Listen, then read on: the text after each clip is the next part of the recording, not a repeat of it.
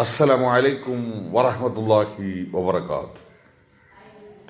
നമ്മുടെ ഇസ്ലാമിക പുരോഹിതന്മാർ യഥാർത്ഥത്തിൽ ഖുർആൻ സത്യമാണ്, കാലികമാണ്, ശാസ്ത്രമാണ് എന്നെന്നും നിലനിൽക്കുന്നതാണ്.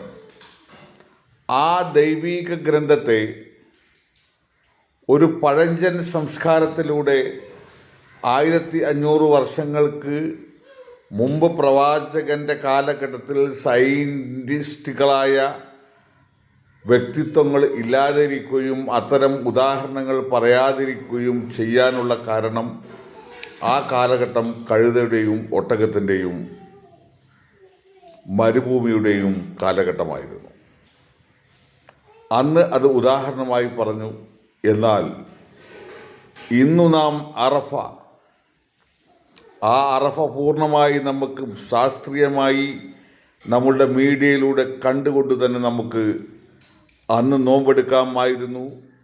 തൊട്ടടുത്ത ദിവസം നമ്മുടെ കിബിലയായ ലോകത്തെ എല്ലാ ജനങ്ങളെയും ഉറ്റുനോക്കുന്ന ആ ലക്ഷ്യസ്ഥാനത്ത് നിന്ന് നമുക്ക് ഒരൊറ്റ പെരുന്നാളും ഒരൊറ്റ അറഫയും കിട്ടുമായിരുന്നു.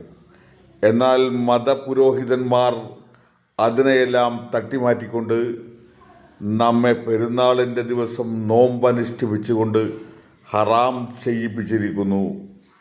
അതിൻ്റെ ഉത്തരവാദി വിശ്വാസികളല്ല, അവരാണ്.